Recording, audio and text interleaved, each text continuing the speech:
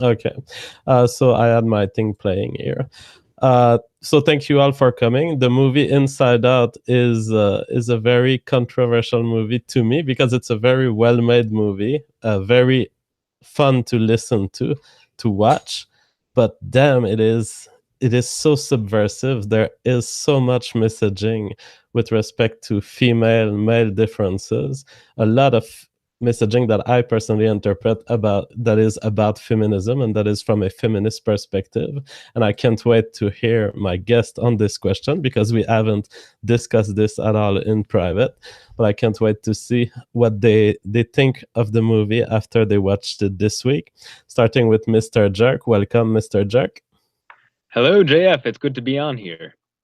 Really good to see you again. And Aydin Paladin, how are you doing? Hey, I'm good. Good to talk to you guys. All right. So maybe you two could start by telling me what do you take from this movie after rewatching it this week? Or Aydin, it was your first time watching it? Yeah, just today. All right. And what is your first take on it? Your general impression of it? I actually found it very enjoyable up until about the last 10 minutes when I recognized the subversive sort of nature of it, I suppose. Because I was at first I was taking notes on it just to make some general observations, and I thought at first they were going to. I figured because it's a friendship movie, so they talk about how sadness has no role, and I thought maybe that will play a part in it, and then they got into sort of what I would almost describe as a getting into what is eudaimonia of meaningfulness rather than pure joy, and I liked that. But I also really liked the idea, like the visual representation of the mind. I thought that was interesting and creative. And I really like the idea of how memories work as networks.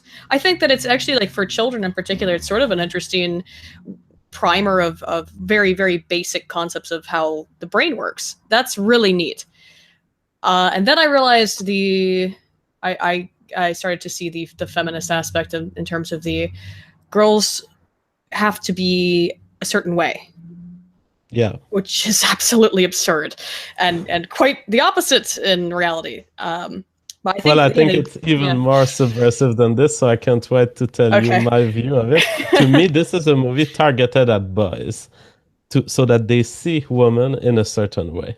Now, we'll get there. Mr. Jerk, what are your first takes? My first thoughts were, well, this definitely seems like a female-centric movie. You know, the primary character is a girl. We focus more on her mom than her dad, even though her dad is sort of the catalyst that led to them moving in the first place. He's actually got a company. If you listen, he's starting a new company and something of that nature.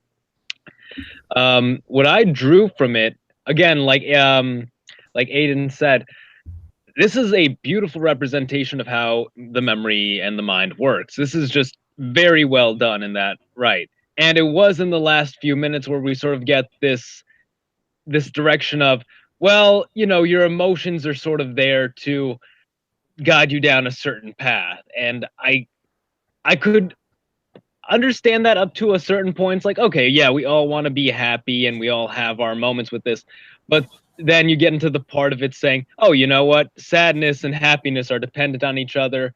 If you're in need of aid, you can be sad and that'll lead to happiness. But I think that's something we need to branch off on more, because I just got a lot of it and it needs to be well expanded upon. Yeah, unpacked. Perfect. I can't wait to get there. It seems that you guys were shocked at the end of the movie. Personally, I don't have much notes about the end. To me, it's throughout the movie and the premise of the movie that I've taken notes about, so I can't wait to hear you on this. But just for those who are watching us and who haven't watched the movie, so essentially the movie is a metaphor for the internal workings of the mind of a woman. And so instead of making inferences about how the mind works, we really see inside the mind of the girl who is the main character. And what we follow this girl through is a story where first she is separated from her home, as you mentioned, Mr. Jerk, because she is moving to a new town, probably because of the father's company. In any case, she was attached to this home environment, and now she's moved to a different home, different school, different friends, and she is somewhat feeling socially rejected and sad. And there's not much progression other than the fact that she goes into a kind of pre-teenage years, pre-puberty moment of her life where she decides that she decides to steal the credit card of her mother to buy a bus ticket to go back to her home. But in the end, she doesn't do it, so the situation resolves, and she returns to her parents, and then she finds herself back into the family uh, environment. So it's a kind of a fleeing girl story, but she doesn't really flee. But all of the events happen in the mind of the girl, and the mind is represented as containing multiple personalities. And so, in the mind of the girl, there are four main characters. There's sadness, disgust. There's the main character inside the mind of the main character, which is joy.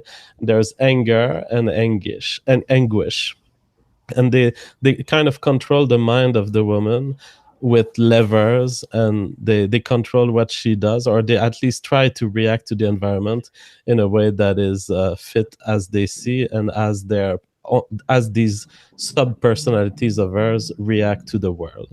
Now, the first thing I want to mention is this movie incites you to see minds inside minds, and so it's a kind of fractal of empathy. Would you agree with this statement? But yes. Yeah, Aydin? and yeah, I would agree, and I think also part of that too is, I mean, I guess it's a children's movie, so I want to believe on some level there's good intentions here, on some level, is to explicate the complexity of emotions to children. However, what also ends up happening is, as we find throughout the film, because we are talking about minds within minds, it ends up that the characters sometimes take over control of what's the main character's name is Riley, and at points it actually makes her it comes off very bizarre, as if we are slaves to emotion. Yeah, absolutely. Yes, I wanted to touch on that really quickly, because that was an issue I had. Because these are minds within minds, and you'll see this, they do have their own directions, and you question, well, why can't anger do something that will imitate, what joy would do when she's absent? And you see them try, and they fail at that because, well, that's just not in their nature. When they try, they sort of fail doing that. I felt a little odd about that, because these characters, the emotions themselves, are slaves to emotion. They are the embodiment of emotion, and they can't change that about themselves. Absolutely. So they have this kind of unquestionable aspect to them. I would say perhaps except Joy, because Joy, she's named Joy and she should represent joy, but in fact she represents a kind of moderate in every dimensions. Sometimes she can be somewhat angry, sometimes she can be somewhat disgusted, and sometimes she can be logical when she goes through the maze of thought, and she finds a way back to the central command center. So Joy to me represents the character with whom we're supposed to empathize most within the mind of Riley. Do you agree? Yes. And she's the most complex character. But the others, you kind of expect their response at all times. Mm-hmm. And you'll see this it's primarily because joy is Riley's main emotion, which you could imagine would be, her main personality then. And if you look at, we see into the mother's mind and into the father's mind, and the mother's primary emotion is fear. She's like the one sitting in the middle of all the desks. Yet It's she sadness, doesn't. actually, I think. It was Oh, sad. I'm sorry. Yes, sadness. I wanted to point that out because it's interesting. Right. I'm sorry. I made that mix up. No.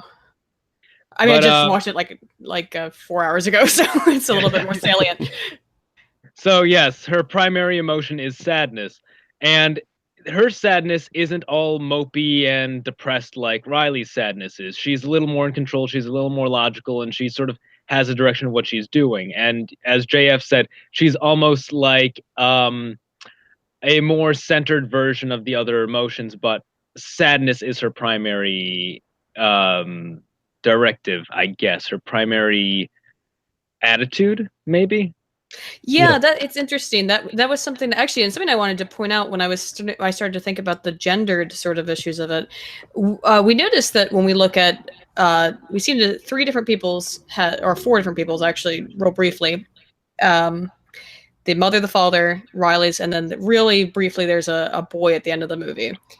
All the mother and father both have all of their emotions represented with what seem to be typical gender conforming. So like the mother's, all of her emotions are female, all the fathers are male. I found that really interesting, but Riley for some reason has mixed gendered emotional representations. And I mean, part of this I think you could say is that she's 11. So it could be representative of the development of these sort of emotions being more mutable or being unstable, and I think that's definitely part of it. They joke about puberty, and it's clearly, to me, the puberty, the pubescent aspect was overt, but the adolescent egocentrism kind of aspects too. Yeah, there's two ways to go at it. You can view it that way. So in that case, it's an illustration of the biological reality that children before 10 years old, they don't have much specialization on their gender and sex. However, it can also be seen as this is the new generation and they are across a continuum, and the traditional binary sex differentiation is to be questioned by the new generation. Right. I prefer obviously the former. That would make it a more enjoyable film. But if it is subversive or there's an attempted subversion or political messaging, you could definitely make the opposite or the latter argument. And here's the one thing: there is some evidence to support JF's latter argument, in that the boy's personalities all seem clearly defined as male, despite the fact that he's likely around the same age as Riley. So are we talking about the boy who meets her at the arcade team at the end? Yes, yes. You can see all his personalities are clearly male, and they're clearly representations of him. Yeah, so I think that the movie ultimately is an attempt at making us empathize with a binary gender. Although she doesn't look like a binary gender person. Well, you could argue she's somewhat of a tomboy because she plays I was thinking hockey. the exact same thing. Yes. Yeah. Well, the hockey aspect, the sports aspect is very predominant, but that's not actually unusual in the U.S. at this point, and hasn't been for a long time for girls to be involved in sports as much as mainstream media would like to pretend as such. Now, Pixar is on a run of movies that are moral in nature and that are often taking the liberal or left-wing side. I don't know if you guys have seen Finding Nemo, but that was all about what humans do to animals and how we should feel guilty about it. I think that that's an essence of Pixar movies. They are all aimed at exploring an idea of the left. And to me, the idea that's explored in this movie is, when these feminists come and they say, don't deny the experience of females, or don't deny the trans experience, I think that that's what this movie gets into. I think that's a good point. I feel like a lot of Pixar movies are a story wrapped in another story. The background is really the message that you have to pay attention to. And the main story is, entertainment for the kids. Yeah.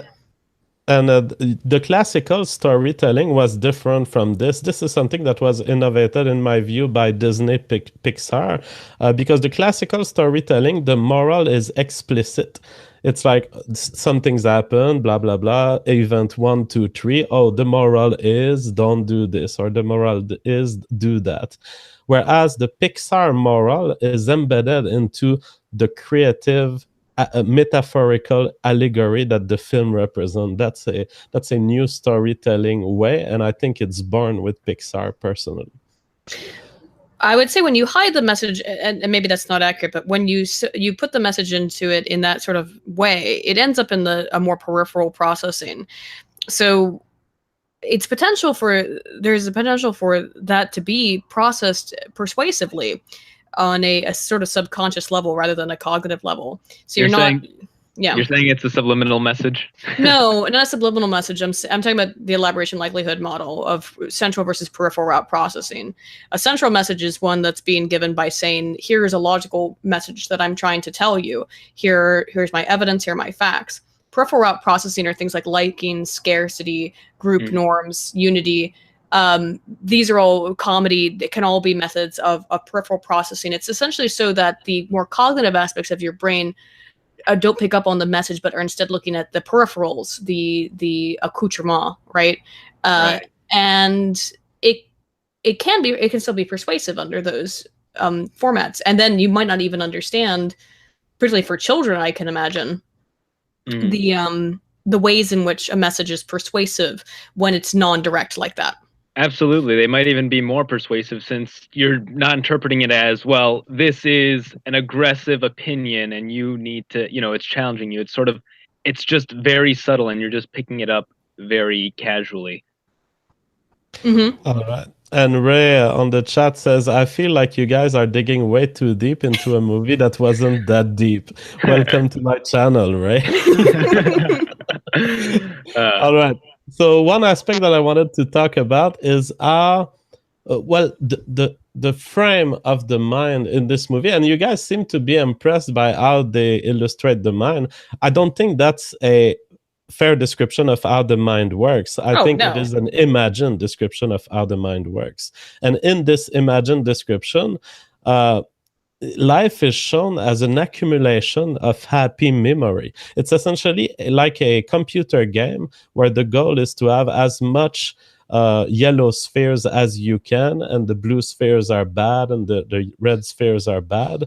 To me, this is one aspect that's subversive of this movie. It's to show that life is all about what you experience. It's like there's no value other than maximizing this accumulation of happiness. Did you feel that from the movie? I have a very specific note on that, but go ahead. Yes, absolutely. I want to hear Aydin's point on that. I think the end of the film, as much as I didn't like some of it, it actually contradicts that, though, because we find that at the end, all of the emotions are mixed. So, and that the point was Joy's character was wrong for attempting the maximization of the hedonic sort of happy memories, and that was why Riley's character couldn't move forward, was the obsession with maintaining happiness. Moreover, though, in terms of whether or not it's an accurate representation of the mind, no. I said it's an interesting, maybe introduction to how. I mean, they bring up some terminology and things like that that I found interesting or at least enjoyable. But in terms of like the maximization, I actually made a point about that because it is pointed out at the very beginning. Joy says something about how she doesn't understand the purpose of sadness. And I thought about, there's a concept of hedonism versus eudaimonia. So eudaimonia is finding meaningfulness even in something that's not pleasant, right? And I think you could make a good argument that one of the things that the movie is ultimately trying to say is that there is value in the eudaimonic sense of sadness, of unpleasant memories, in terms of how it creates meaningfulness. Absolutely. Then I would rephrase my point because I actually agree with your second characterization. What's the word? I don't even know what that word is. Eudaimonia? Eudaimonia. Okay, so yes, it's true that sadness plays an important role, especially at the end. But this movie, for example, the way the core memories work. So they introduce spheres in a 5-spot slot. And these powers, like independent cities that exist within the brain of Riley, and these things will determine her behavior, especially when she plays monkey, when she plays hockey, when she's into the family environment. So these core memories, to me, this represents a view of the human mind as being affected by experience, and it buys into the dogma of whatever you are in adulthood or Yes. in teenage years is determined by your experience in childhood. It's a complete denial of anything genetic in origin. I had a note on that too. I also made a note of that. Was disturbing, not disturbing, but I get the same thing of what is my exact note here? Yeah, it's just thereby, yes, what we are as a person is inherently based on these core memories. But obviously that, even though family is one of them, but kinship, we know, is highly based on genetics. So not so but much even in experiences. family, our core memories of family are based around specific family moment that she experienced. And so I think that this movie, and it could be indirect, it could be because there are constraints when you write a movie like this, but it does focus a lot on memory and not on nature.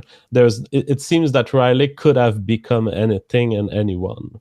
Yes, that's one thing that made me a little frustrated with this movie. The whole concept of memory and emotion, how the two tie in. I thought the representation of how they collected memories and how they paired with certain emotion, I thought that was a good representation and a good visual, absolutely for kids. The issue is it's far more complicated than that. And like you two said, there's a genetic aspect that just completely flies in the face of, well, what's been established in the movie. And I feel that the whole islands thing, the core memories part, that's a very faulty thing. And it doesn't make sense as to why they couldn't incorporate something else as a core memory if they're so easily, removable, and Riley is so easily changed as a person. Why could they not just put something else there? I fully agree. Now, I also noted the fact that in this movie, the internal workings of the minds of a female are used as a justification for chaotic oscillation. This kind of they illustrate a lot of times where there is internal conflict between the emotion, which leads to either chaotic or inappropriate behavior. For example, starting to cry in class, or hesitate, or being angry at her father at the family table. Do you also see the possibility that this movie may ease in the viewer's mind, or seek to ease the attribution of genuine emotion and legitimacy to behaviors that are not legitimate? Could you specify a little bit? For example, for example, if someone is angry at me for no reason at the dinner table, it's an inappropriate behavior. But if you start justifying by, oh no, the workings of the minds are complex, you have to understand, is this movie trying to cause over empathy in me? Yes, I see. I agree. I would say, yeah. Again, I think the way I phrased it was it frames it so that you're sort of a slave to your emotions, or at least maybe perhaps women are, if you could make that, at least because we're given the mind of a young girl, that, well, she doesn't really have control over it. This is it's outside of her control. Just all of a sudden, anger becomes the dominant force, or fear does, and therefore, yes, we should feel empathy, because don't you understand that, the mind is working with this mind within mind's paradigm. Well, it could you can explain away what female irrationality, I guess, and say, yeah, if you're not accepting of someone being irrational, or someone being overly emotional, then you're being cruel and not comprehending of their the way that the brain works, which is not accurate. You should be able to control that stuff. And again, that reminds me of the original point that I think this movie is about. It's like, don't deny the experience of. And I think that's a clear reference to that. Another thing that I noted is the difference between the representation of male minds and female minds in this movie. Female minds are so complex. I mean, we see two male minds in this movie. We see the mind of the father at the dinner table, and he's represented as someone who's not even able to listen to what his daughter says, and he's actually thinking about hockey matches. and it's a very simplified view of although he will eventually get angry because of her daughter's angry reaction to him. It's a very simplified view of the mind. And then the second male mind that we see is at the hockey match at the end, where there's a guy meeting Riley, and inside his mind it's all emotions that go, a girl, it's a woman. Again, very simplified representation for males, whereas females are represented in depth. At least Riley is represented in depth. And our mother, I would say she's represented a little more in a more noble way than the father is, but probably equally complex to the father. They're actually, on that note, all of the female ones, they engage in a discussion about what to do. They're all sort of calm and laid back in the mother's mind, and all in agreement with each other, whereas the father's ones are very aggressive. It's highly emotional. Even though we get the highly emotional stuff from Riley's mind, it is still, you could definitely say the complexity is there. Yeah, definitely, I mean, it's hard to say because we only get very brief looks at either one of the male minds in contrast, since it'll take place 95% of the film is within, Riley's mind. But there's definitely a disparate nature to the way that they're portrayed. Absolutely. Now, when Riley falls into a more dark part of this movie, this is represented within our mind as joy and sadness, getting kicked out of the command center and being lost in the maze of memories. And to me, the fact that they are not at the command center anymore is a metaphor that seeks to represent the idea of having no more emotions, having no more joy, but no more sadness either. It's like feeling neutral, but neutral in a bad way. Is it the way you interpret the traveling of sadness and joy in the maze? I saw it almost as a representation of angst, because we're stuck with fear, we're stuck with anger, and we're stuck with disgust, as well as an emotionally unstable Riley. I forgot what exactly it was, but toward the end when she's on the bus, you can see that those emotions that are remaining are just absolutely losing control of the control board. It's almost like she's becoming... What's that word? Apathetic. They say we can't apathy, make her, yes. Yeah, we can't make her feel anything. Yes. Yeah. But that is a very simplistic view of emotions. I actually made a note about this, is that I found the entire idea of the representation of disgust to be unusual, because I don't think that what disgust is supposed to be is actually disgust. It seems like social intelligence rather than an emotion, in terms of the way that supposed emotion behaves.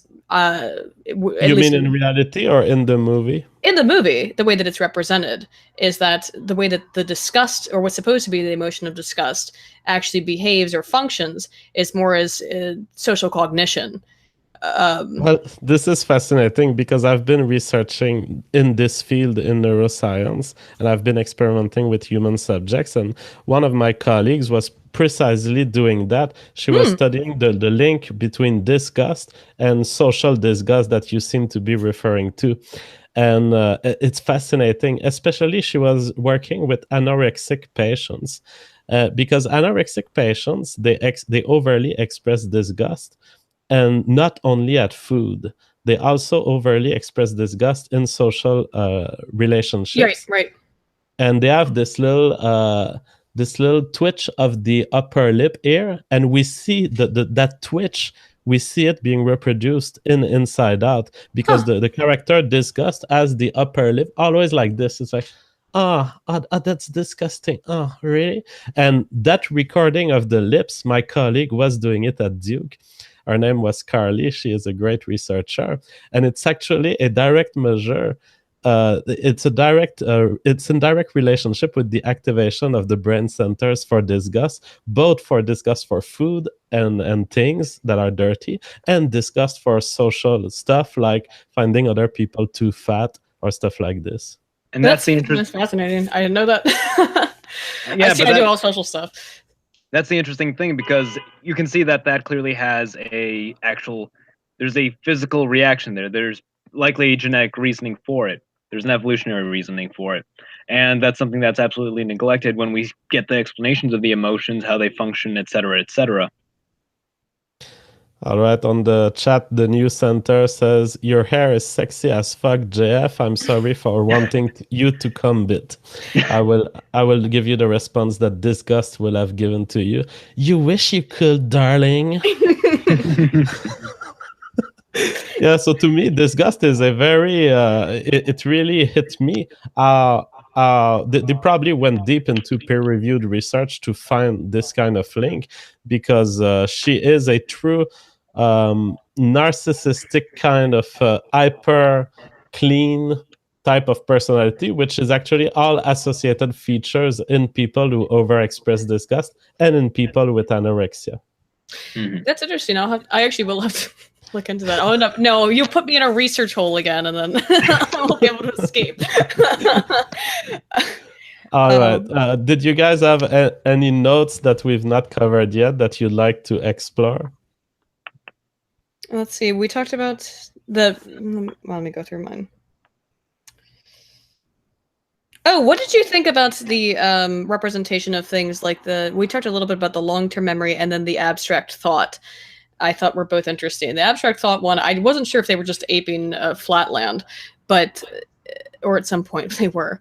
I just found that interesting. Some of the visual representations, again, these are just sort of general notes, because we already kind of hit some of my major, or most of my major, or plot points. But those would be, I think, aesthetic or general points.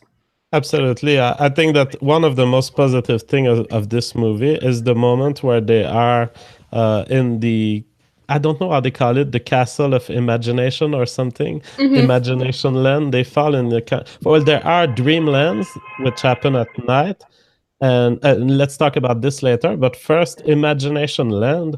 In Imagination Land, we see a beautiful representation of reality being compressed to 3D reality, and then 2D reality, and then 1D reality. So you see the characters transform into cubic art first, and then the character find themselves super flat like Paper Mario, and then they find themselves becoming lines, and it really illustrates the mathematical power of the mind.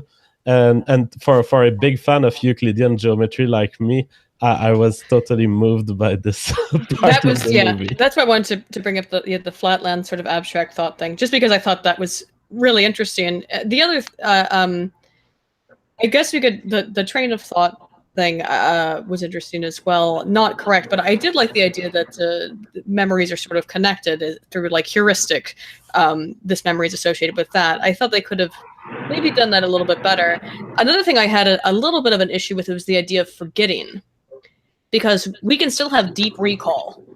Careful, Mr. Z, we get noise from you, so if you can mute your mic when we speak.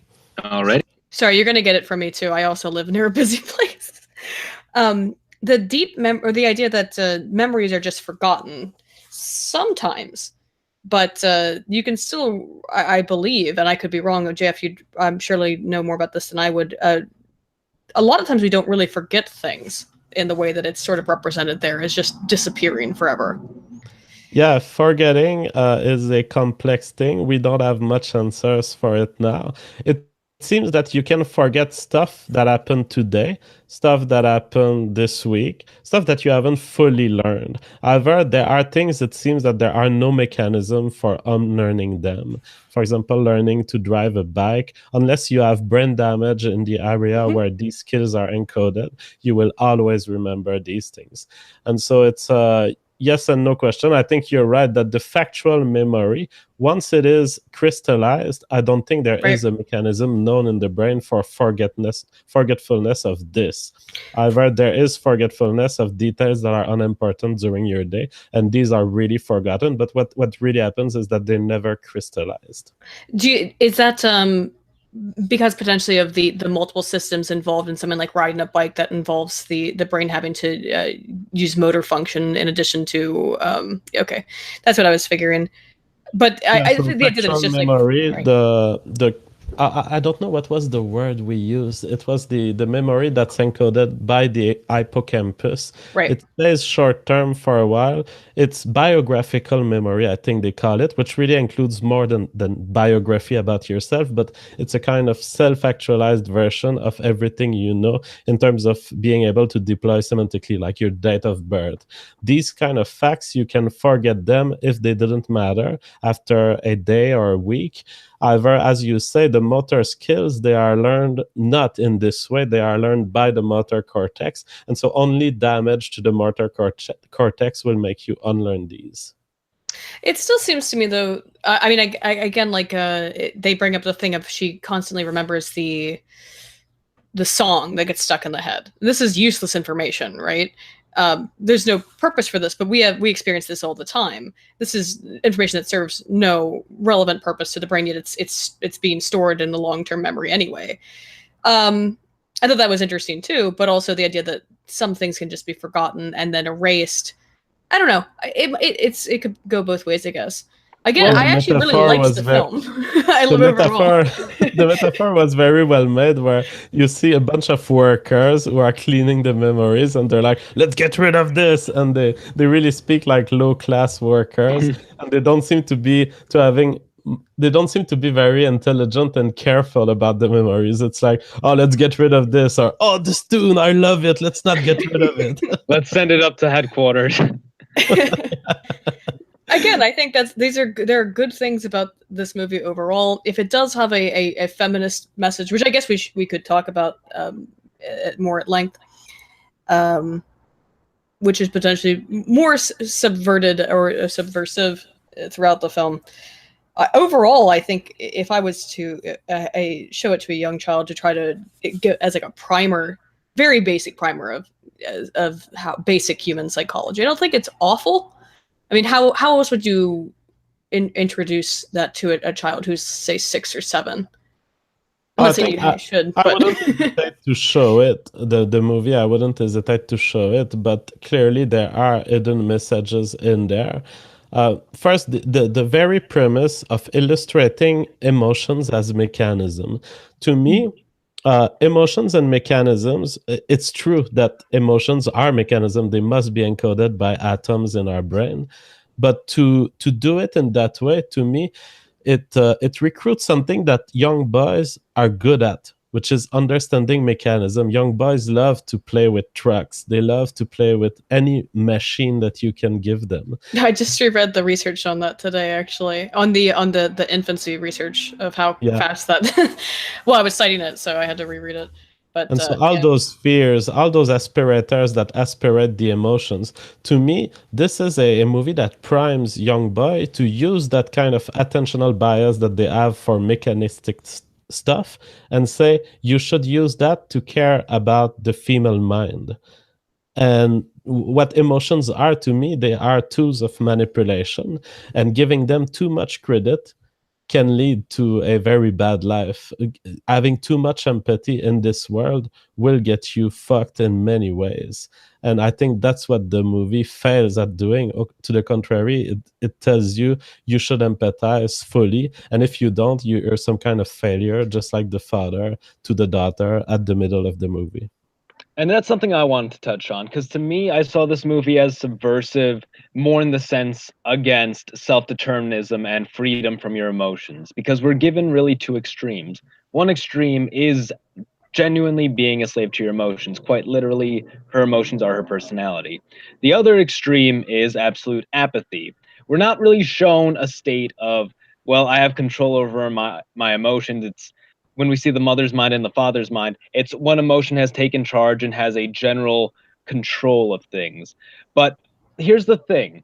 When Riley loses control of her emotions, she's in a bad situation. We know in that moment, we recognize in our minds, well, if she doesn't get her emotions back, she's going to run away, and that's not going to be good. We all recognize that. However, in a more realistic sense, someone who is in a position like this, who learns to control their emotions, who learns, well, my friends are gone, I'm not in a great place, and I feel neglected. What are the two directions I can take? Well, I can sort of lash out, which isn't good, or I could adapt, I could better myself, I could take myself in a better direction. And that's something this movie does subvert, because really it takes it to two extremes, and it clearly takes the side of be a slave to your emotions. Let your emotions control you. There's nothing wrong with that. Yeah, because the whole internal emotional conflict, which is the problem of this movie, is also solved by more emotions. It's then the rebinding with the family. So emotions are the problem, emotions cause chaos, and then emotions are the solution too. I read a little bit, very briefly, to see after the end about it, because there was a clear admonishment of the father, I think, in particular, that he is not accepting of her emotions, which are spontaneous and irrational, but at the dinner table, and then of course she runs away, and he has to apologize at the end for not understanding them. So I googled it a little bit, and I found a number of articles. Now, I had not read about this movie, that were saying that it was evidence of, or the feminists were lauding the film because, it's proof that the women are told to hide their emotions. And I couldn't have thought the opposite about the film. I thought the film was all about expressing your emotions more fully. I guess maybe I'm going on with it, but it seemed to me that everything about it was the more you express your emotions, the better. And that's obviously not the case. I mean, there are times in which emotional expression is beneficial for, relationships and such, but relationship formation. But there are also, most of the time in our professional and personal lives, it makes sense to moderate your emotions and to be able to control them. Yeah, I think that I hadn't read the critique that you're mentioning, but I think it's a case of leftist purity spiraling, because if you criticize this movie for encouraging the behavior of the father, I think you've missed so many cues in the movie.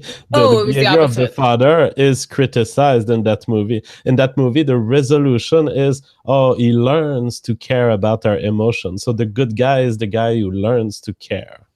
I don't think, no, I mean, well, I read I read two different articles that had essentially the same message. It was both they were admonishing the father for that and saying like, well, he learns at the end, but, well, of course, men are still evil. I think the thing, though, is that they were saying that the film is, they enjoyed the film because they said that girls are told, now there's no evidence for this from the research that I have read, that girls are instructed as children to not express emotions. It's actually very much the opposite. But if you go and look this up, just type in like Inside Out, a feminist review, and you'll find multiple articles. And just from the headlines, I read, like I said, two of them that said the problem is girls are told we can only be happy. Boys are told not to express emotion at large. So if you're talking about how this film might be aimed at young boys, maybe it is to say, you should express your emotions. Be hyper emotional because that's beneficial. Otherwise, you're stifling some aspect of the self, because this rampant display of emotion is uncontrollable. Well, I agree with your first characterization, but what I'm saying is basically the feminist who said the critique that you mentioned, in my view, did not understand the movie.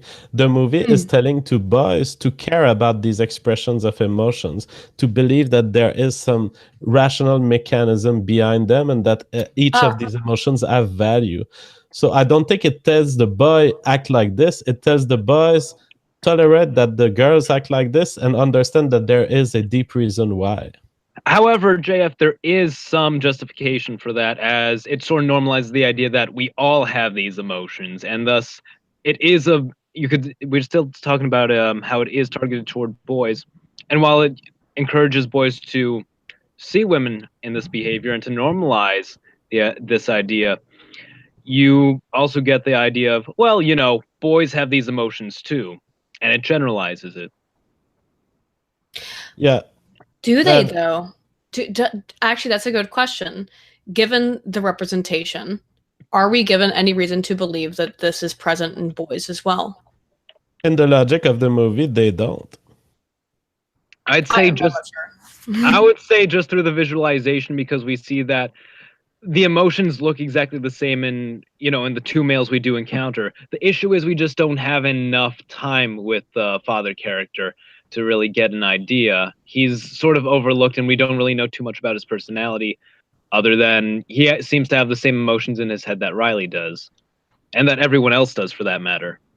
I mean, you have a point there. However, I would say that the internal workings of the emotions, even if they have the same identity, I did see that there was all the same characters in the father's head, but you see the way they operate, it's a different dynamic. Mm-hmm. So it seems that anger goes straight, it has a lot of power in the father, whereas in Riley, it plays sometimes and it doesn't play other times. And Joy is the leader. Is there not some? I'm sorry. Go ahead. Oh, I'll acknowledge that, but it's clear that it varies from person to person, but the same general foundation exists. In the mother, it's sadness, and Riley, it's joy, and the dad, it's anger. I wasn't sure who it wasn't, for the boy at the end, but it seems that we have this similar foundation in each person. And even if there are a few variables here and there, it generalizes that this same thing occurs, not just in one, but in multiple people. It brings up an interesting point, though, about gender differences, though, in terms of, is it, I mean, I don't really like Brem's research on gender schema theory, but I do have to bring it up, I guess, which is that, is it not true that men tend to be more aggressive? I mean, there's obviously differences like this. So we would see some gender differences if we were going to simplify the brain into being brains within brains, or people within people, essentially. I would think there is some validity to that we would see some, I would say humans being more emotive, and men is more controlled, but also more competitive, more aggressive, more leadership oriented, things like that. Yeah, I do agree that there would be a difference, definitely. I don't deny the difference between males and females. However, the aggressivity of male is measured at the population level, and I'm not even sure that non-aggressive males have more anger in them, which is a pillar of feminist theory. Like there's an abuser in every male, or there's a potential rapist in every male, and I think that's dangerous to go there, knowing right. I know that crimes will be committed in proportion more by males, but does that mean that in all male minds there are criminals? I'm not sure about that. I don't think so. Well, I don't think aggression is equivalent to rage or anger or violence. Okay. Aggression is aggression as we measure it can be a different thing. In terms of, I mean, like I've been doing all this video game stuff, so it's really salient in my head right now. But we find that males are more competitive, and there's evolutionary reasons for that, obviously. Competitiveness for mates, competitiveness for obtaining resources. So we do find, obviously, that male and female brains are different, and particularly in terms of personality traits, and in terms of the types of emotions that may be more or less. Well, again, are they emotions now, or are they something else? It's an issue that I would have said is that, and I didn't know that thing about disgust, but that was very interesting, is that it seemed to me to sometimes be conflation of emotions with the more with different traits of a whole lot of different things into a general umbrella of this is anger, this is disgust, this is fear, when there's actually a lot of complexity there if you wanted to break it apart into being different things. But now, again, it's a children's film, so not gonna... But I absolutely agree with your statement. One other thing that I noticed is the reasons for failure in this movie are always internal, and that's a very dangerous signal to send both to young boys and young girls, because the reason for failure is often outside of you. And when you are looking for success in life, you have to try many times, you have to accept failure, but you also have to look at the world and see, oh, why did it fail? And not necessarily root this explanation in an internal justification. Maybe you did errors, but maybe the world, the market is just that way, or the world that doesn't work the way you thought it worked. And for example, the moment where she fails at scoring a goal in hockey is all due to an internal conflict in her. Yeah, absolutely. I had a similar thought of during that scene where it's So you're talking about someone who well, going back to motor skills, who has the motor skills that are required and the history with that to perform this activity, yet because of a mental state is incapable of doing so. Yeah, that is potentially dangerous.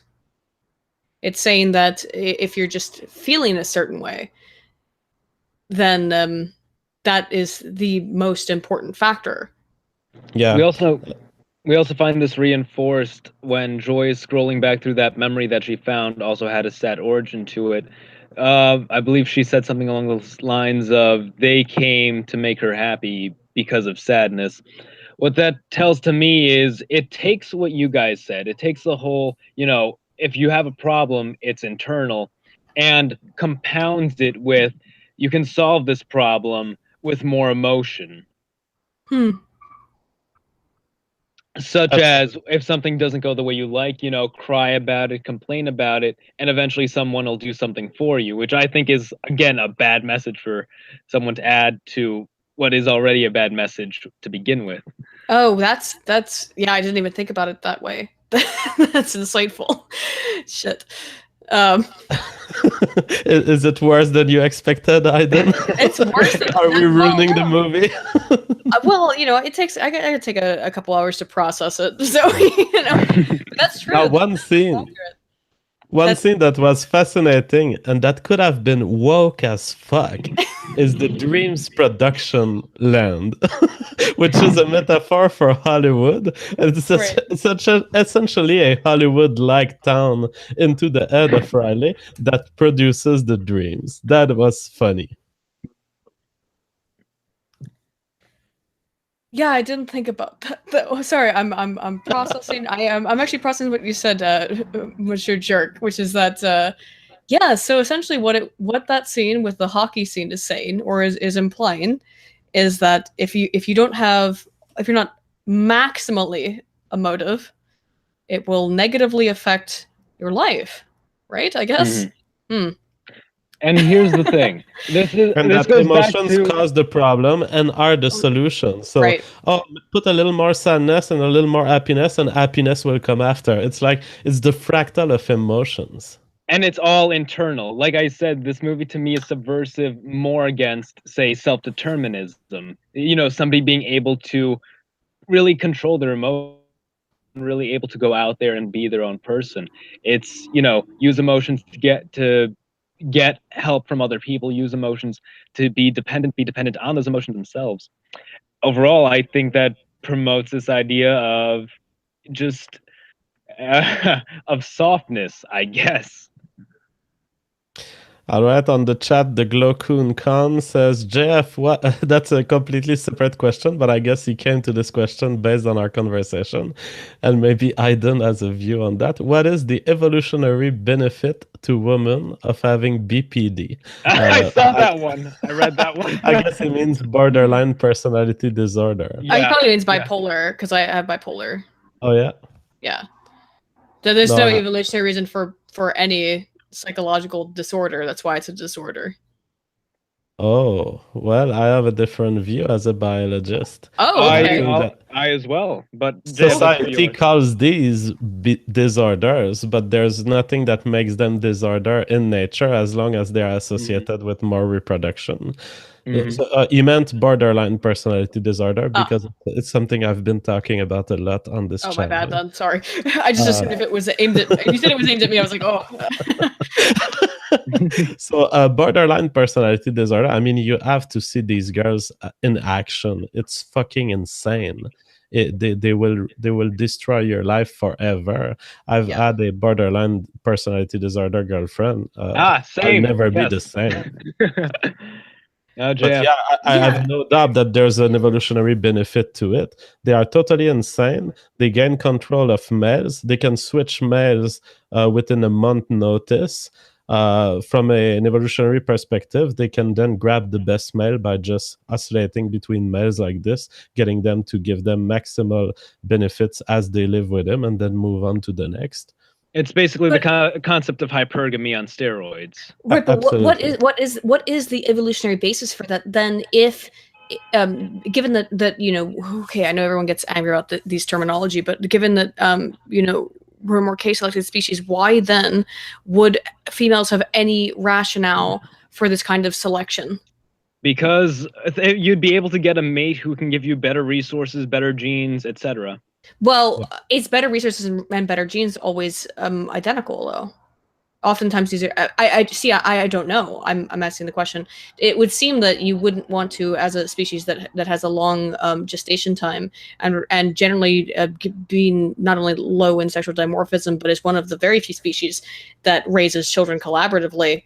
Why would this doesn't seem to make sense to me? Now I could be misinformed. Well, I don't. The key is in your premise. Your premise was genes are not always linked to resources. That's exactly what the BPD girl can gain. She can get the gene of the Chad guy, and she can get the children of the Chad guy to be cared for by the Virgin by shifting from one to the other. So she gets the best gene and the best resources. Well, then, okay, all right. So then BPD would not be a disorder. That would be an evolutionary advantage. And you name me, I challenge you, you name me a disorder, I'll make the evolutionary explanation for it. I've been through the DSM. Oh, okay. Well, no, I've been through the DSM. Oh, okay. So, well, I won't get into this. Okay, so, all right. So BPD has the exact same acronym for bipolar disorder as it does for borderline. That's sad because you never know on the chat if someone is pointing to one or the other. But I know because I've been talking about BPD, a borderline personality disorder, for like a full week. I keep talking about it. In fact, there's many men who call me on my call-in show, and they have had borderline personality disorder girlfriends. Oh, I'm sure. Now, again, though, is that, well, it's sort of the same thing as histrionic personality disorder, which is, should we remove that from the DSM because it's not a disorder. It's just a trait. Right, well, but if you want to go there, you could make an evolutionary argument for most disorders that, aren't fully, because you could see it this way. The bipolar, there's chemical imbalances, like there, as far as I have seen. Now, I could be incorrect again, but from what I've seen, it stems from a chemical imbalance, and I take a pill and I feel better, or I don't have that effect. Right, but now here's the thing. From an evolutionary perspective, the imbalances may be an adapted reaction to certain environments. Some imbalances are good. The fact that we have balances that make us sleepy at night and wake up during the day is an evolutionary strategy. It's an imbalance, but it's an evolutionary strategy. It's just the process of nature. That it might be a helpful adaptation, a neutral adaptation, or a detrimental adaptation. Absolutely. But the point is that it survived this long. And, well, we see them as disorders, but we could look at them from a different light as, well, this has this advantage to it. This has this disadvantage to it. And we should really look at it more in that light so we could better treat, what needs to be treated, or find, say, instead of, okay, for, say, a chemical imbalance, that's clearly something that, there ought to be medication for to help regulate if it's a detrimental chemical imbalance. But if it's something that can be treated more along the lines of, say, just like training one-on-one, speaking with someone, then, that could be done. But we have to understand that there is a genetic variable to address that's at work here. Well, almost everything. This is, this was a problem I had with the film, and it's an issue in general, is that when you go into, for example, when I started looking at, I'm on the social science side of shit, and I started looking at group psychology, and then you realize very quickly everything pretty much is genetic. I know. Ultimately. I was, maybe 3 years ago, I was studying a whole ton of marketing. I was studying a whole ton of business stuff, psychology, basically. Mm-hmm. And it all came down to genetic stuff. There's this click-worm mechanism in our minds to behave a certain way when met with a certain stimulus in general. And then there's certain individuals who behave differently under different circumstances, and generally how to play these mental loops to your best advantage. No, I didn't take my challenge to start pulling random disorders from the DSM, but someone in the chat I did. could. I mean, Someone in the chat did. He said, "What is the evolutionary benefit to schizophrenia?" There's a very interesting paper about this, which the title is something along the lines of is schizophrenia the price to pay for human language, or the price to pay for human logic? And there's this idea that, okay, schizophrenic people are people who hear voices and they hear fictive stuff, and they have difficulties telling the difference between the real and the false. And it develops then into psychosis, which is a state of some sort of crisis based on these imagined reality. The thing is, probably what I think is a valid explanation. I don't know that it is. Oh my, the JF, explanation. there's like 30 studies on this. Yeah. There's a ton. If I typed in schizophrenia and language, there's just a whole bunch, like, immediately. Absolutely. And so I think that the idea is language was evolving. We were evolving capacities to understand others, to understand what's happening in others' minds. The genes are not shooting perfectly in this process. The genes are trying the best they can. And sometimes they spill a little too much overthinking of the other mind, or too much creation of fictive scenarios. And schizophrenia may just be the end of the bell curve, the kind of overshoot of the genes to a process that was largely beneficial on average. And you'll find that there's actually some physical, there's some, in, say, autopsies of people with schizophrenia, or say dissociative identity disorder, there's actually some structural differences in the brain where you'll find perhaps a thickness of the corpus callosum, or what was that other? Are we even part sure of the brain? DID exists? I'm not It's convinced. it's debatable. What do you think, JF? Yeah, I don't know about the physical differences in schizophrenia, so I would have to look into it. Dissociative identity disorder. I don't think I don't think there's sufficient evidence that it actually exists. You mean as a natural category? I don't. Yeah, as something that is different from maybe some other existing category. Yeah. You think DID would just fall under the category of some other mental disorder then? It might be just, yeah, I'm not sure. There's just, have you looked at it in terms of like how many actual confirmed cases there are, and the massive disparate nature of all those different cases? It seems to be spurious at best. I have not actually. What are the numbers, if you have any idea? Oh, I don't off the top of my head at all. But in terms of yeah, it just seems like they might. I'm a little bit skeptical of it. My interpretation of it is that because it has been from what I saw, it has been tested a fair amount of times, especially in the early 1900s when it was multiple personality disorder they were testing for. And the general conclusion I find is it's always either one, it's categorized, it's just something else that's behaving a little differently.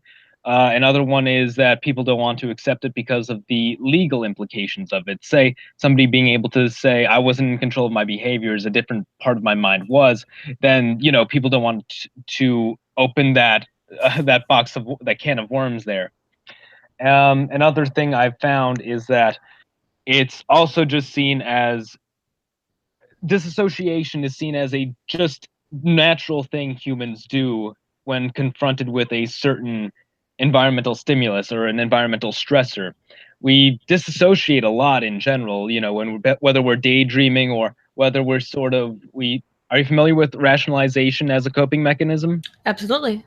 So similar to that, we do disassociate, and people say dissociation, it's common in humans. We all disassociate, but with dissociative identity disorder, there are people who express it far more, to the point of they're almost autopiloting into a different state of mind.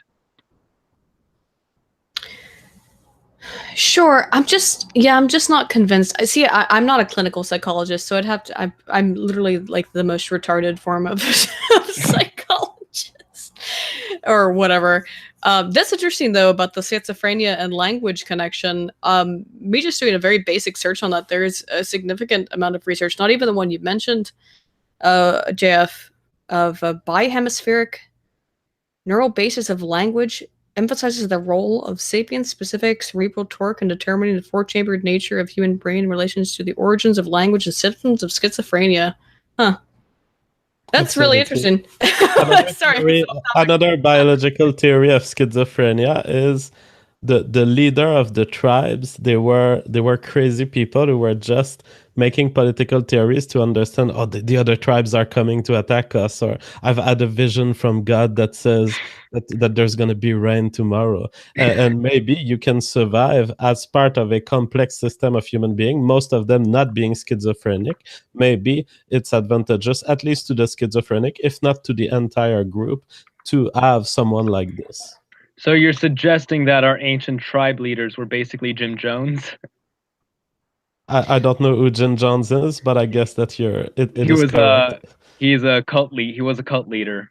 I mean, yeah. it would make sense though, wouldn't it? Because the charismatic leader is somebody somebody who's able to convince the group to go along with absolutely, yes, any kind of topic. So such we might expect. Yeah, you could even toss in, even if they can get some type of, say, divine authority, if they can show that they have that on their side. No disagreement from me on there. I just thought it was an interesting thing to point out, especially after what JF said. So we have on the chat questions emerging about, JF, what is your opinion on behaviorism? Because this movie is actually anti-behaviorist. It's like everything is about the mind. Not much is about the behavior. Behaviorism is this idea of, it's a scientific approach that was popular at the beginning, by Skinner. He looked at animals and he made up theories that were extremely simple about how the brain works. So essentially the brain was seeking rewards, and if rewards were proper, there was a learning mechanism in the brain that would record, okay, this action gives this reward, therefore I prefer it to this other action. And it's a very simplified view of the brain. I think it's outdated. I think it's very dangerous in terms of guiding current science, but it still guides current science. A lot of people who work with animals are still behaviorists, even when they record neurons in the brain and they know the brain is more complex than this. I prefer much more the framework of cognitive neuroscience rather than behaviorism. Behaviorism leads to a reductionism that is more than what reality tells us about the brain. Reality tells us about the brain that animals have abilities to think of the future, to have regrets about past interactions that are beyond those that are encoded by a strict reward learning system, as is hypothesized in behaviorism. So my view of it, too simple. Aydin, what's your take? In terms of it, well, I mean, you have to, Skinner, when he's starting out with a very basic premise, and so behaviorism, of course, needed to be expanded upon. But much like in quantitative versus qualitative science, the best stuff that we find is that which is integrated. So, and looking at everything in holistically rather than in minimal sort of microcosm perspectives such as this. For example, it's easy to say cognitive heuristics of we develop these schema that tell us when to behave and how to behave under certain circumstances, as behaviorism would suggest.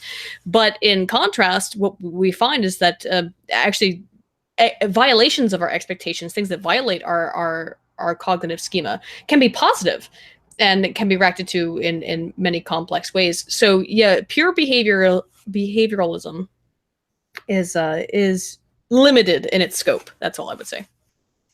Absolutely. And it was the classical approach that people working with animals tended toward behaviorism, and people working with humans tended toward another extreme, which is a kind of extreme psychologism view of the brain, whereas the reality in both cases is in the middle, in my view. Yeah, absolutely. And it's something that, Lehman, Dr. Lehman, you know him, right? Yep. We talk. He's a sociologist, and I'm media psychology, communication. So we talk very frequently about the differences between quantitative and qualitative, and it's similar where it's mixed methods tends to be the best way to look at things.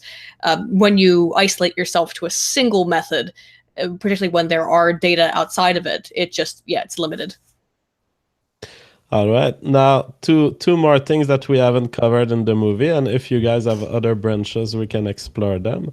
The dream production system. To me, it was a reference to Hollywood, but there was nothing very edgy in this. Of course, who am I, JF, to expect a edgy reference to Hollywood and a critique of media in a movie destined to 6 years old? Well, I am who I am. I'm JF. I would have liked a little more meat around the bone there, but it's fun to see that they're producing dreams like they would be producing movies. And the fucked up aspect of the events that happen, there's a big clown at some point that intervenes. This really reminds me of how dreams actually work, and I've had these dreams that are totally fucked up and that are very shocking, and I think they represented that well, at least.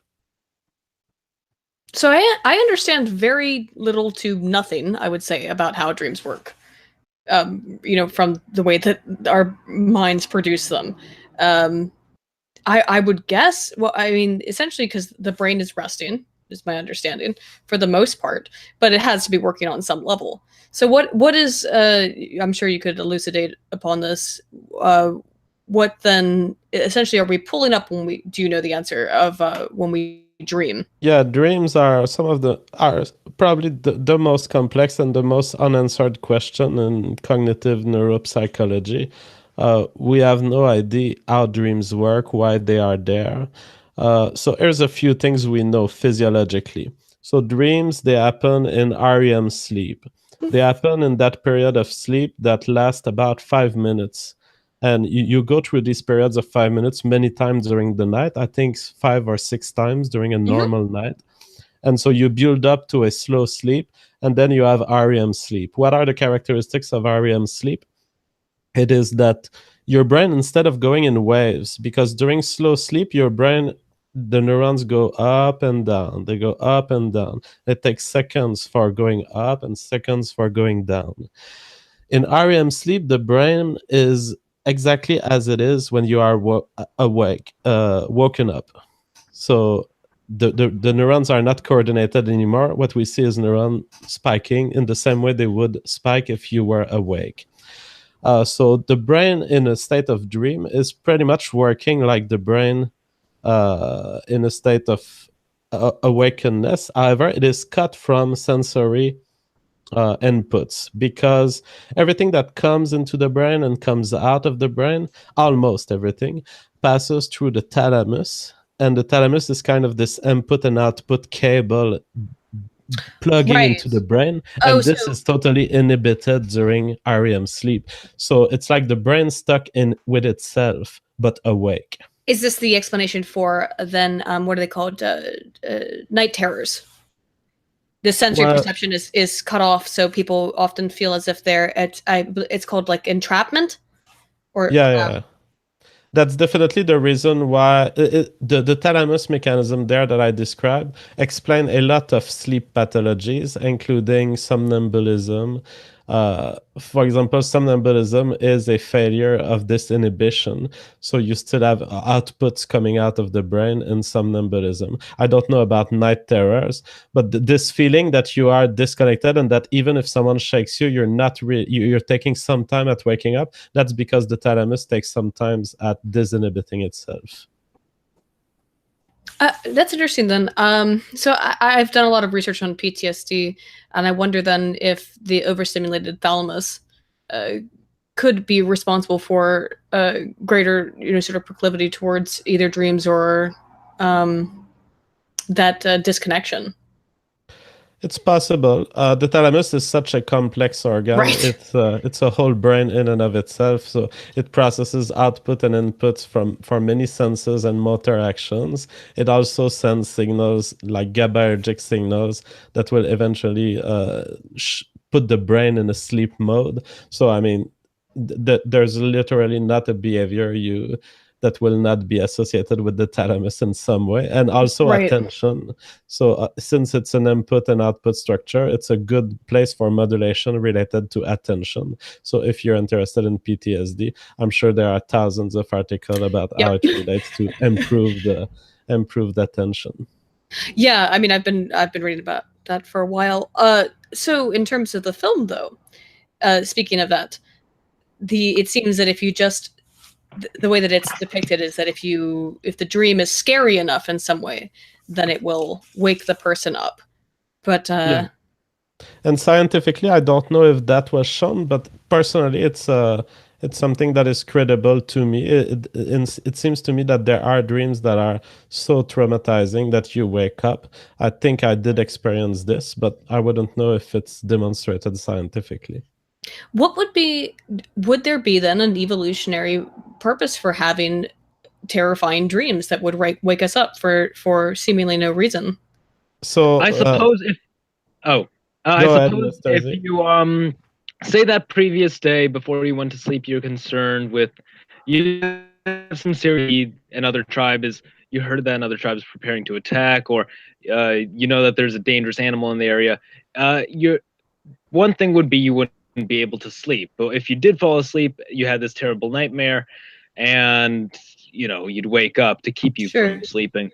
The downside is it's not a perfect system. It's not evolutionarily refined, because this can happen later on, or you may have it in a time where the danger has passed and you're just having a recurring nightmare that has no benefit or function to it. Well, going to what I do know about PTSD is that it's essentially a misprocessing, because communication between and you can tell me if I'm wrong on this, JF, actually, but this is what I've read, because I'm sure you probably know more about it than I do, is that essentially what happens is that during a moment of extreme stress or pressure, the communication between the left and right hemispheres is sort of disconnected on some level, not fully, but on some level, because the right hemisphere is better at fast, instantaneous processing. The hemispheric difference literature is full of crap. I think it does reach to a certain reality. I think that we're recording something, but I think that the explanation that psychologists are doing of that are very, very weird. People have to know that the brain, there's one part of your brain that receives blood, the other part of your brain outputs blood. And when we're measuring brain activity with the fMRI, we're making all sorts of assumptions about oxygen, and we're trying to have an equation that approaches what we expect to be detecting in terms of oxygenation of the brain. And we're not even recording neural activity. We're recording using systems of magnet, the level of oxygenation of the brain, and the fact that when your brain works harder, presumably, it takes more oxygen. So it's a very indirect measure. So when people conclude automatically that, there is a left and right difference, I say a big part of this literature is too weak for me to take a stance. What I take stance with is when this literature is combined with lesion literature, because when someone has a cardiovascular accident in a part of the brain, then we can be sure that there is a link between that part of the brain and the function. And so I don't speculate much on left-right coordination and stuff like this, knowing that we're working with very imperfect data, and fMRI as a whole, I mean, it's a great tool, but it's not up there for me to trust on its own. Yes, well, that's interesting. Again, I don't exactly, it's not my field, but I read the research from it. And I'm always impressed just because, well, when I'm looking entirely at mostly correlational, it's occasionally we get an experiment where we can do some causal level data. But so when I get to look at neuropsych research that has fMRI results, that's always exciting for me. But in terms of the PTSD thing, in terms of the processing into the long-term memory, what I have read, and it could be bunk, I'm not sure, is that because there is supposedly, from what I've read, a disconnect or a temporary lack of communication or lowered communication between the hemispheres, that some of the information is not processed fully into the left hemisphere and therefore into long-term memory processing. So it's not actually encoded correctly because of the lack of communication. This is the research I've read on PTSD. And it's fun to make stories like this in our head, and I don't want to inhibit your desire for hypothesis, but I'm just saying that's what I've read on it. I don't know. Just the working hypothesis that the left, I think you said the left hemisphere is long-term memory. That's what I have read, but this is from the psychological research, or the psych people. You know, are they completely retarded, JF? They are relatively retarded. All right. Yeah. I mean, there's evidence. I've been saying wrong things. I've repeated this. Then I have completely misrepresented this. Yeah, definitely. The long-term memories is a very complex thing. It is modality specific. So, for example, long-term memories of smell are encoded at different places in the brain than long-term memories of motor movements. Right. No, I'm linked to what side of the body. So, for example, the motor skills of my right hand are encoded in the left hemisphere. The motor skills of my left hand are recorded in the right hemisphere. And when you move to the parietal cortex, where a lot of the cognitive processes happen and a lot of the things related to language, then you have really this left-right distinction, which I believe in because it was confirmed by lesion study. There's a side of the brain that processes language much more than the other. There's a side of the brain that seems to be involved more in visual attention, and not even visual attention, but reconstruction of the whole world around you in your mind. These, I believe, because they are supported by lesion studies, but long-term memory support in lesion studies, there's lots of memory processing that is affected by lesions. But long-term memory is a very hard thing to work with because it depends on which modality we're talking about, which type of memory. Memory specialists, they divide memory in 7 types of memories, and you need to address them one by one because they all have different neural bases. Okay. Well, no, that's interesting. Fuck. So, but I think what the general idea that I had heard, at least in regard to the PTSD stuff, and this was regarding to the dream and the fear and why people would wake up during things, is that it's a misprocessing of some. Well, it would be that, for example, why someone would respond to the sound of fireworks because they had a previous memory that was encoded incorrectly, that or in such a way to process gunfire as being equivalent, and therefore activating the hypothalamus and the fight, flight, fear response when it wasn't necessarily correct. That makes no doubt. That's certainly what PTSD people are suffering from. Past interactions that record certain features, and then the features in normal life that resemble those features re-evoke the fear. That's undoubtedly the case. So my point in bringing all that up about the dream thing is that in terms of why do we have nightmares, sort of like that, it's just maybe processing of memories incorrectly. Well, here's 2 things we know about dreams, and as far as I know, those are the 2 only things we know. I learned this when I was in school, in neuroscience school, but I don't think that the field has progressed since then. So here's 2 things we know. The content of the dream, we know almost nothing about it. What we do think right now is that dreams have a function, not even dreams, but the whole sleep period where dreams happen, we think it's necessary for some sort of learning. We think that there is crystallization of things you've learned in your day in that moment, and you are better performing at some motor action the next day than you are the day you learned it. And people believe that this part of the dream cycle may be a reorganization of the mind, a crystallization of stuff you've learned that is important to motor performance. That's one thing I know. The second thing is, if you absolutely don't have the REM sleep period, you will go absolutely insane. Yep. I knew that part. Yeah. So we've made studies where we deprive people of REM sleep, and one of the subjects became totally psychotic, started robbing a bank. They stopped the studies. These studies are not doable anymore. It's just inhumane to be deprived of that part of the sleep. So it's a big paradox because it seems to be that thing that's so important that you would actually go totally insane if you don't have it, but we have no idea how it works. What you mean? It's almost like we can't do a knockout study on nigger dick size?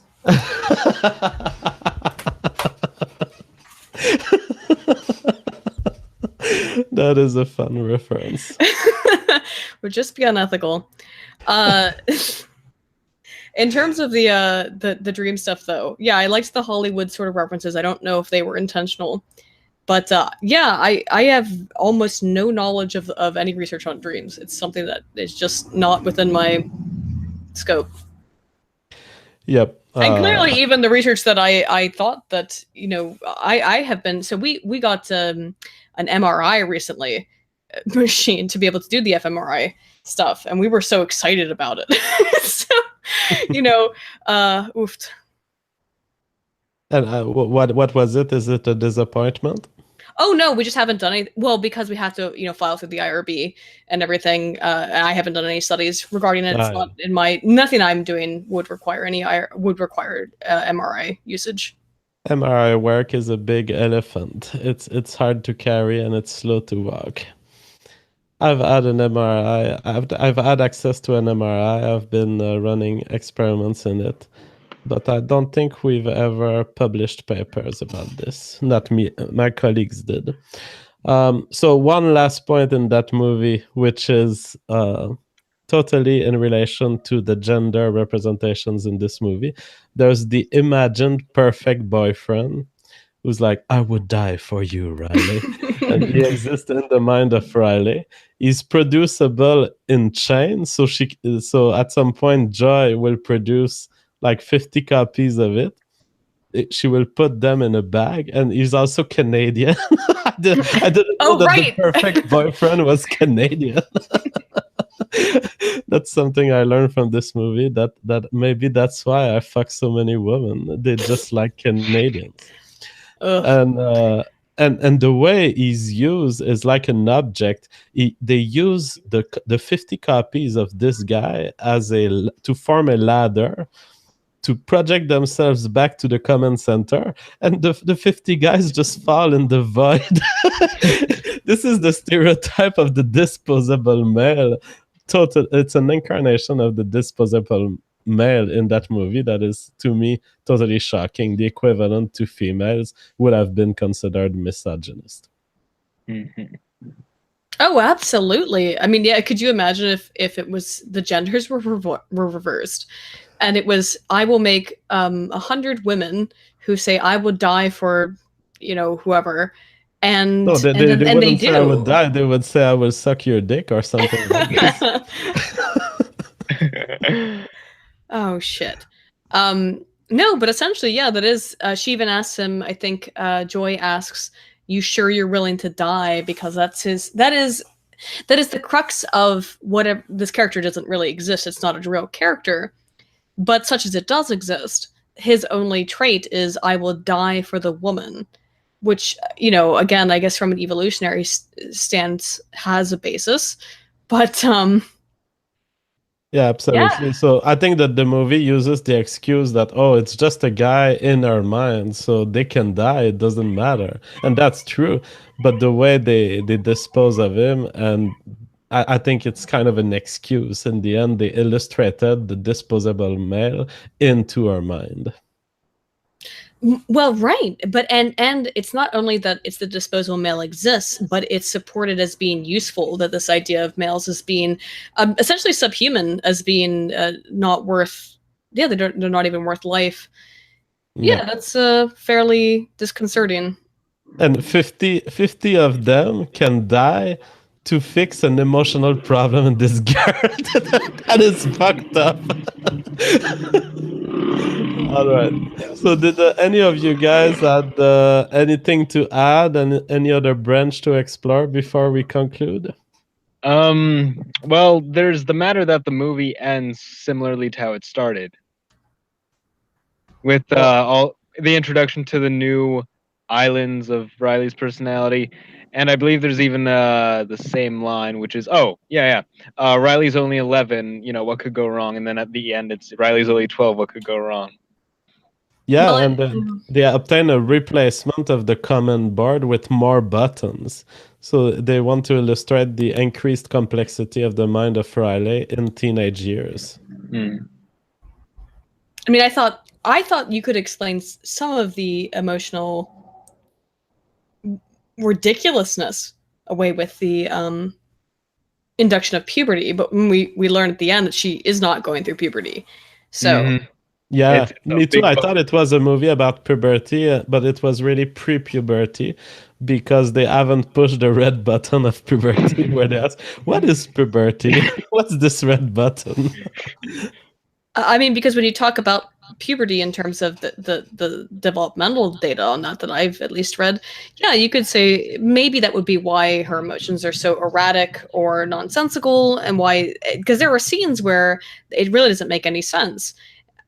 But then we find out, yeah, at the end that she's prepubescent, so the influx of hormonal influence hasn't begun, so you can't even explain it away through that method.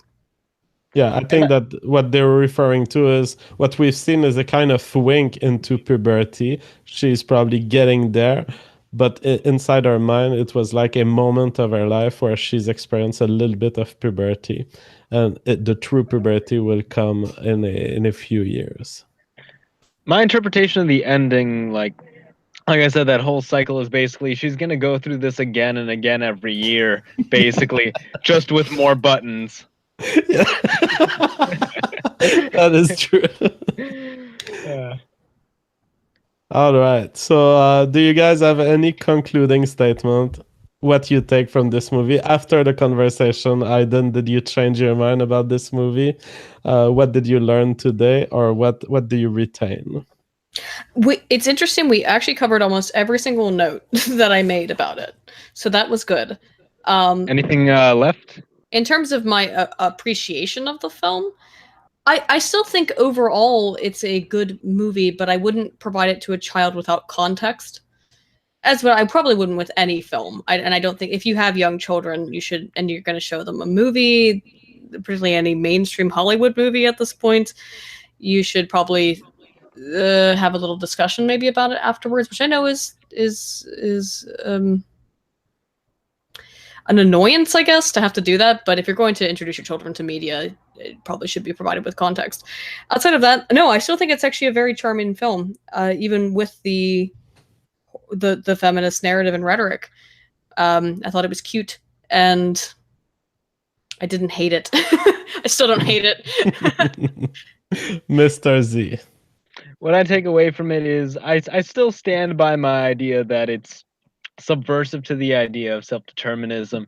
I do come away with it seeing more of the feminist undertones, and especially with the boyfriend. I didn't think about that, how it is the whole disposable male idea of all these guys just falling into a pit for Riley. All right. Yeah, nothing else besides that. On my side, I'm still at the position where I was at the beginning. Very well-made movie, some good references, some good metaphorical allegories for the mind and for abstract ideas.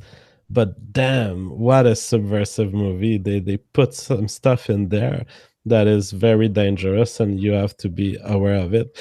As far as what Aydin says, presenting this to kid with context, yes, I think it's a good tip. I don't know if I would follow it. I think I may be too much of a libertarian parent, and I'm not the kind of guy who wants to teach values to my son or daughter. I'm the kind of guy who wants to present them with complexity. But yeah, perhaps an analysis, perhaps there would be some words that I would find to help them process the movie.